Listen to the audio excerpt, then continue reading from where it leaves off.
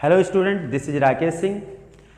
आज हम स्टार्ट करने जा रहे हैं सैंपल पेपर का सॉल्यूशन, और वो भी क्वेश्चन नंबर मैंने आपको पहले वीडियो में जो है क्वेश्चन 1 to 10 मैंने डिस्कस कर लिया था।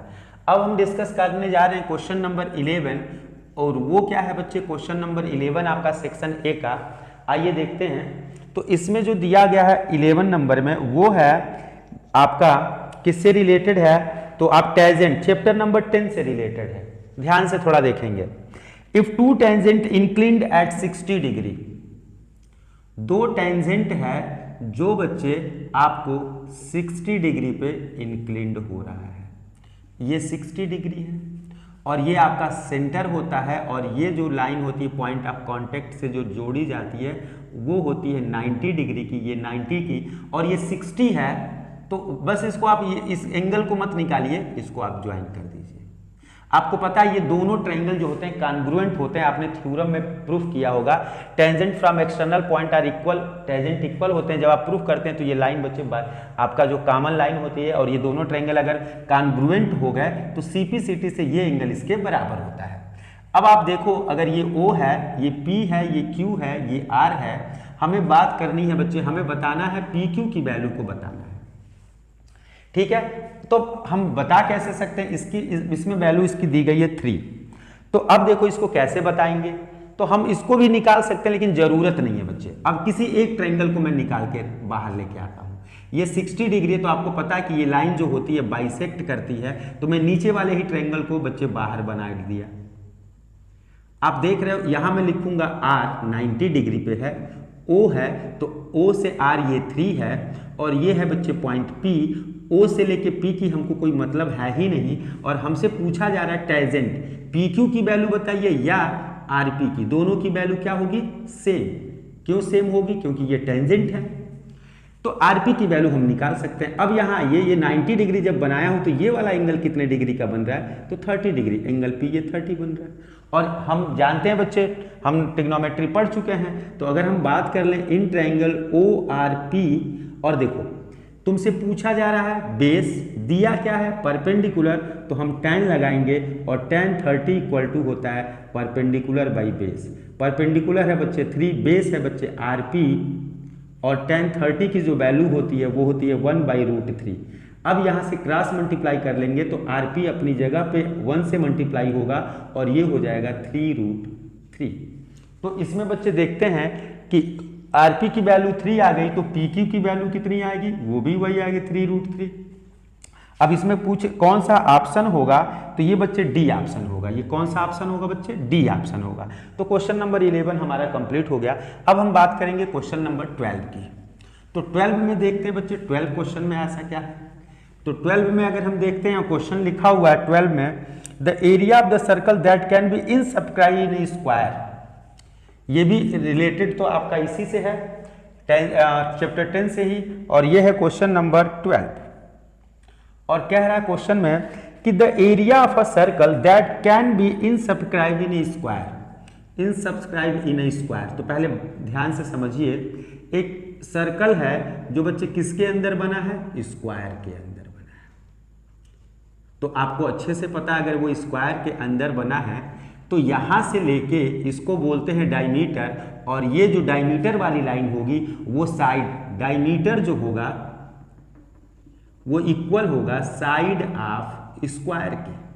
और साइड ऑफ स्क्वायर क्वेश्चन में दिया है बच्चे, और वो दिया है साइड ऑफ स्क्वायर की 6 सेंटीमीटर। तो ये दिया है 6 सेंटीमीटर, तो डायमीटर हो गए 6, तो रेडियस कितनी होगी 6/2 इज इक्वल टू 3। और आपसे कह रहा है एरिया ऑफ सर्कल आपको बताना है। तो एरिया ऑफ सर्कल जो होता है वो आपका जो है, ये बच्चे अगर हम बात करेंगे तो 12 में भी चला जाएगा, क्योंकि एरिया पूछ दिया है, तो एरिया रिलेटेड टू सर्कल, और ये हो जाएगा एरिया ऑफ सर्कल जो होता है वो पाई आर स्क्वायर होता है। पाई की वैल्यू पाई ही रखिए, क्योंकि क्वेश्चन में पाई की वैल्यू पाई के टर्म में है, और आर की वैल्यू है बच्चे 3 का स्क्वायर, तो ये हो जाएगा 9 पाई और सेंटीमीटर स्क्वायर।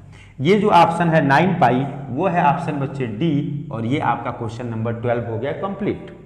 आइए 12 के बाद हम देखते हैं 13। ये भी बहुत अच्छा क्वेश्चन है, आप देख सकते हैं 13 क्वेश्चन को बच्चे पहले पढ़ें, और 13 क्वेश्चन को जो आप पढ़ेंगे बच्चे तो आप देखेंगे 13 क्वेश्चन में आपको लिखा क्या है। तो 13 क्वेश्चन में आपको लिखा हुआ है the sum of the length breadth and height of a cuboid. Question number हम बात कर रहे हैं 13 की। तो लिखा है the sum of length breadth and height. तो length plus breadth plus height is equal to 6√3। और लिखा है कि डायगोनल ऑफ क्यूबॉइड, ठीक है, आपको लिखा है diagonal of cuboid is equal to 2√3। आपको बताना है टोटल सरफेस एरिया, और टोटल सरफेस एरिया जो होता है वो होता है 2, ठीक है, in bracket LB plus BH plus HL, इसकी वैल्यू आपको बतानी है। अब देखो बच्चे, क्वेश्चन तो तुम्हारे पास ये दे दिया है।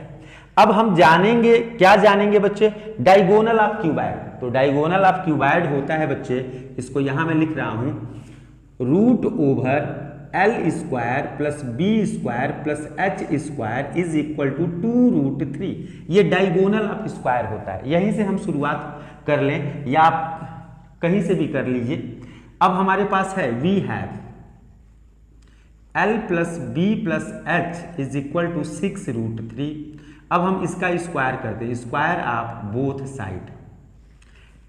स्क्वायर करेंगे तो ये हो जाएगा A² plus B² plus C² plus 2AB plus 2BC plus 2CA is equal to, square करेंगे तो 6 का स्क्वायर 36, 3 जा 108। 6√3 का जो स्क्वायर होता है वो 6 का स्क्वायर और 3 के स्क्वायर के बराबर होगा। अब आगे इसमें अगर हम बात करते हैं तो देखो हमें जो बताना है वो यहाँ छिपा हुआ है। इसको मैं 2 कॉमन ले लूँगा तो ये LB plus BH plus HL इसी की वैल्यू बतानी है, और L² B² और H की स्क्वायर की वैल्यू, इसका भी स्क्वायर कर दीजिए, स्क्वायर ऑफ बोथ साइड। तो ये हो जाएगा L² plus B² plus H²। यहाँ 2 का स्क्वायर 4 और √3 का स्क्वायर 3, तो 4 3 जा कितना हुआ 12। तो यहाँ मैं रख दूंगा वैल्यू 12।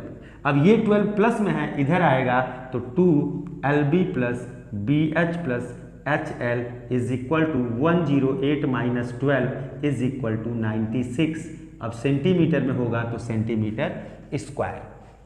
तो ये जो है आपका 13 क्वेश्चन का। अब इसमें देखते हैं कि कौन सा ऑप्शन है, और ये है जो ऑप्शन आपका 96 जो है वो C ऑप्शन है। अब देखते हैं क्वेश्चन नंबर बच्चे 13 हो गया, इसको भी आप स्क्रीनशॉट ले सकते हैं आगे की स्टडी के लिए बच्चे। क्वेश्चन नंबर 14 देखिए क्या है।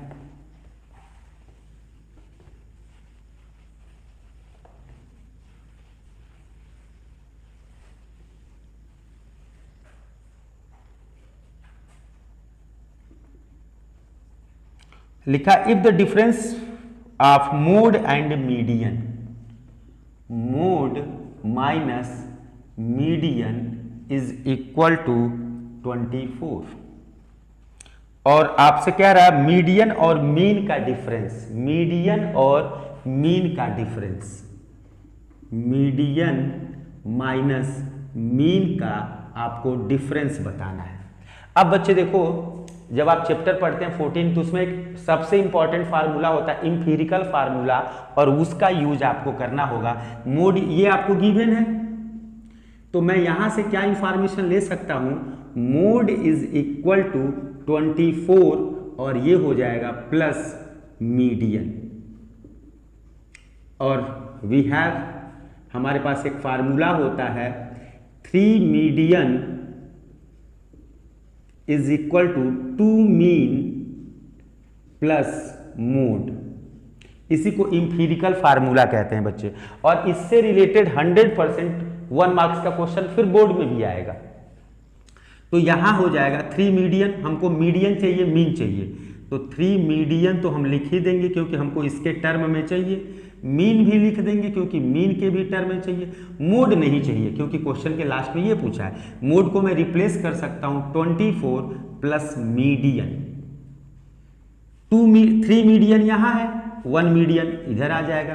तो बच्चे 3 मीडियन में से मीडियन निकाल दोगे तो 2 मीडियन, और 2 मीन को ट्रांसफर कर लो तो ये आ जाएगा और ये आ गया बच्चे 24। आप देख रहे हैं इन सब में बच्चे 2 से आप डिवाइड कर देंगे और आपका काम हो जाएगा।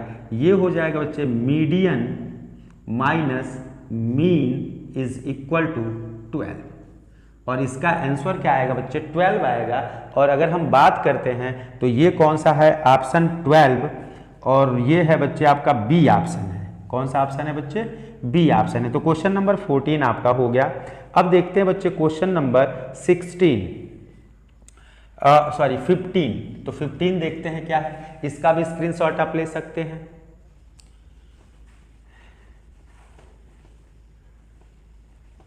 और ये बच्चे रिलेटेड है आपका 12 चैप्टर से।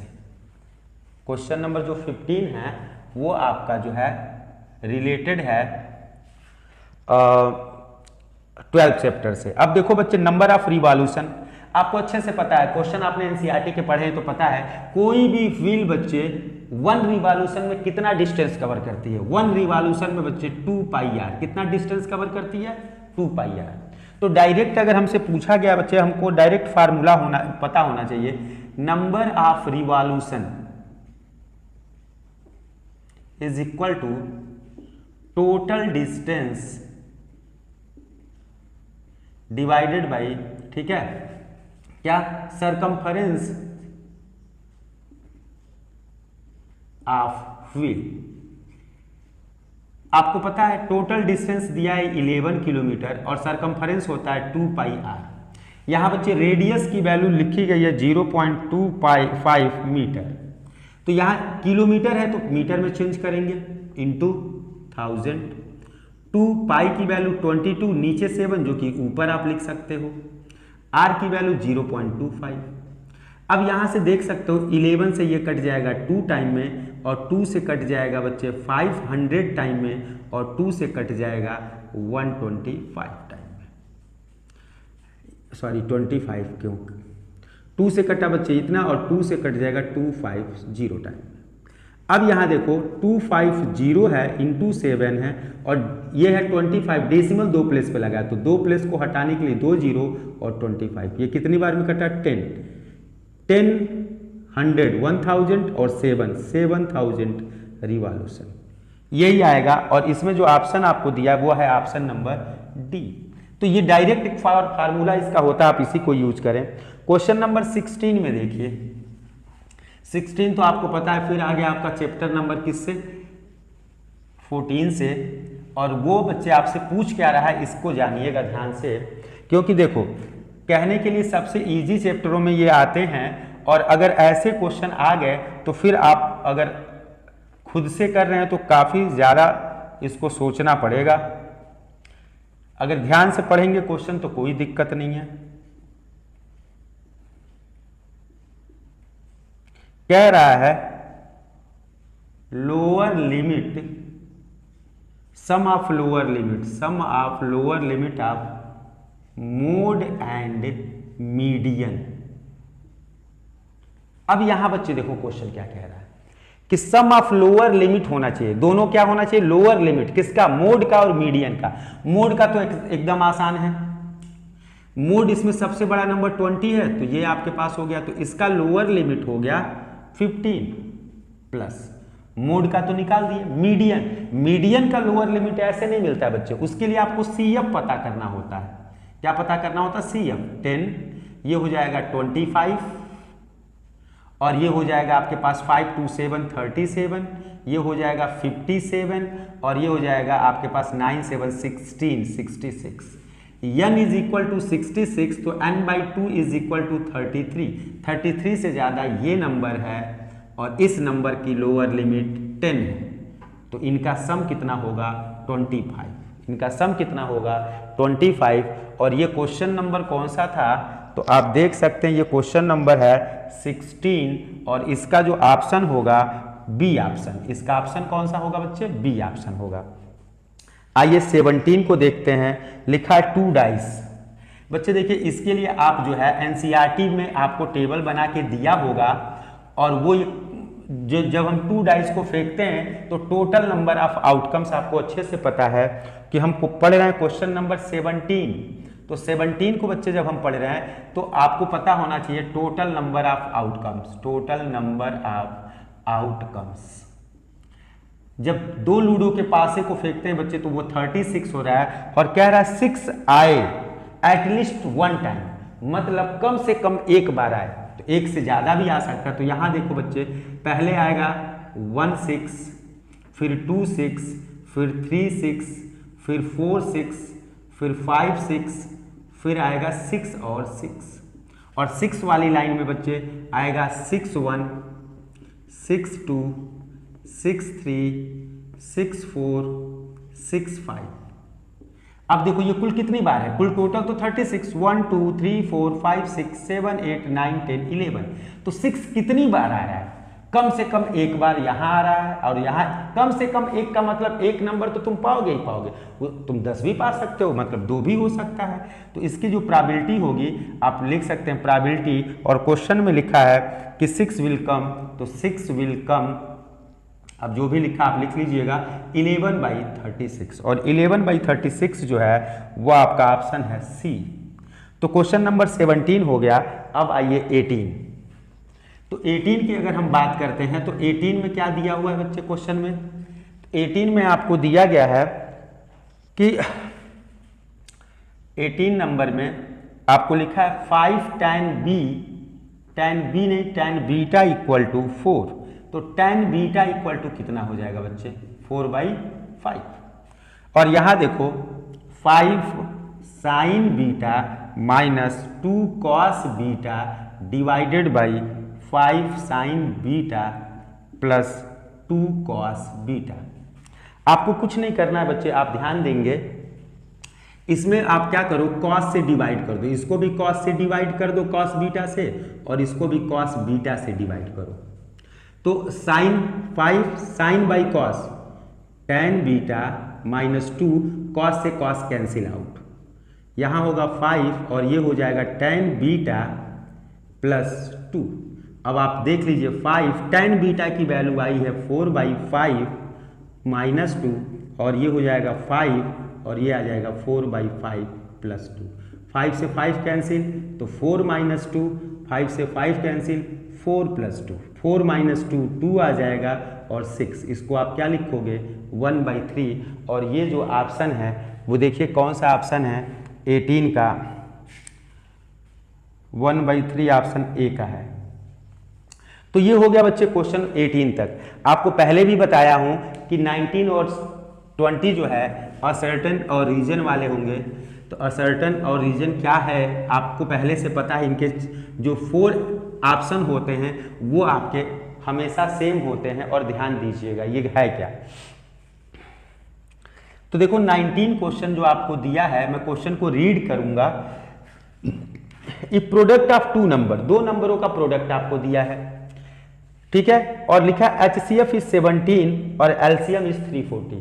अब हमको ये पता होना चाहिए कि क्या होता है रिलेशन। देखो 2 नंबरों का अगर कभी भी प्रोडक्ट दे दिया जाए और उसमें जो है LCM दिया जाए और HCF, तो ये ध्यान दीजिएगा LCM तो जो होता है वो डिविजिबल होता है HCF से हमेशा, ठीक है। जैसे इसमें जो है आपको 17 और 340 दिया है, तो 17 से तो 100% ये डिविजिबल होगा, लेकिन ये पूरी इंफॉर्मेशन नहीं दिख रही है मुझे, क्योंकि इसमें अभी और भी आपको होना चाहिए। देखो जो रीजन में लिखा है वो लिखा है HCF is always a factor of LCM, ये बात एकदम सही है, लेकिन ये पूरा सही नहीं है। जो आपका LCM होता है बच्चे, वो जो टोटल प्रोडक्ट ऑफ दोनों नंबर होते हैं, प्रोडक्ट ऑफ 2 नंबर, उसको भी डिवाइड करता है। कौन? LCM भी करता है, ठीक है। तो LCM उसको डिवाइड करेगा, ये बात तो इसने लिखी नहीं है। और इसमें बच्चे देखो पहली बात सही लिखी गई है, इफ प्रोडक्ट ऑफ 2 नंबर इतना है, HCF इतना होगा, LCM इतना होगा, सही है। रीजन में इसने लिख दिया है, रीजन में सिर्फ थोड़ा सा रीजन लिखा है, HCF हमेशा जो होता है फैक्टर होता है LCM का, ये सही है, लेकिन इसने ये बात नहीं लिखी कि प्रोडक्ट ऑफ 2 नंबर को LCM भी डिवाइड करेगा। तो बच्चे इसके लिए पहला ऑप्शन तो आपका नहीं होना चाहिए, क्योंकि both assertion and reason are true, दोनों सही तो हैं लेकिन करेक्ट एक्सप्लेनेशन नहीं है। तो इसका जो ऑप्शन होगा 19 का वो बी ऑप्शन होगा, क्योंकि दोनों सही हैं और करेक्ट एक्सप्लेनेशन नहीं है। आइए क्वेश्चन 20 की बात कर लें। तो 20 में क्या दिया हुआ है कि the coordinate of the mid point of the side A B and A C of triangle A B C. Mid point theorem आपको याद है? मिड पॉइंट थ्योरम में किसी भी ट्रायंगल की दो साइडों के मिड पॉइंट को जोड़ने वाली लाइन क्या होती है? अगर इसका नाम है तो मैं लिख देता हूं पहले। ABC एक ट्रायंगल है और इसमें जो मिड पॉइंट है वो D है, वो E है और इनके कोऑर्डिनेट हैं 3 और 5 और इसका है बच्चे -3 और -3। लिखा है कि द रीजन देख लीजिए, the line joining the mid point of two side of a triangle is parallel to the third side and equal to half of it. ये एकदम सही है क्योंकि पूरा मिड पॉइंट थ्योरम को ही लिख दिया है। वो एकदम सही बात है कि दो साइड के मिड पॉइंट को जोड़ने वाली लाइन तीसरे साइड के पैरेलल होगी और आधी होगी। करेक्ट एक्सप्लेनेशन है। अब देखते हैं क्या पहला क्वेश्चन मेरा सही है। पहला जो आपका स्टेटमेंट दिया गया, सर्टेन दिया गया, वो सही है। BC की वैल्यू 20 दे दी गई है। इसका मतलब ये तभी सही हो सकता है बच्चे जब DE की वैल्यू 10 आ जाए। तो आइए DE की वैल्यू निकाल के देख लेते हैं। डिस्टेंस बिटवीन 2 पॉइंट D, तो ये हो जाएगा 3 + 3 का स्क्वायर और ये हो जाएगा 5 + 3 का स्क्वायर। तो ये हो जाएगा आपके पास 3 + 3 6 का स्क्वायर प्लस 8 का स्क्वायर। आपको अच्छे से पता है 36 + 64 इज इक्वल टू √100 और इसकी वैल्यू 10। देखिए ये भी सही दिया है। ये 20 ही होगा क्योंकि भाई 20 का हाफ ये 10 है, तो ये 10 तो होना ही है। तो ये बच्चे कौन सा ऑप्शन इसमें सही है? 20 का ए ऑप्शन सही होगा। ठीक है, असर्टेन भी सही है और करेक्ट एक्सप्लेनेशन आपका है। तो ये हो गया, सेक्शन ए को हमने खत्म कर दिया। ठीक है, इसलिए बच्चे अब जो हम शुरू करेंगे बच्चे वो आपका सेक्शन बी शुरू करेंगे। तो इसलिए आप जो हमारे चैनल को लाइक करें, शेयर करें और सब्सक्राइब कर दें, जिससे कि लेटेस्ट वीडियो जो भी आपका अपलोड हो वो आप तक पहुंच जाए। Thank you.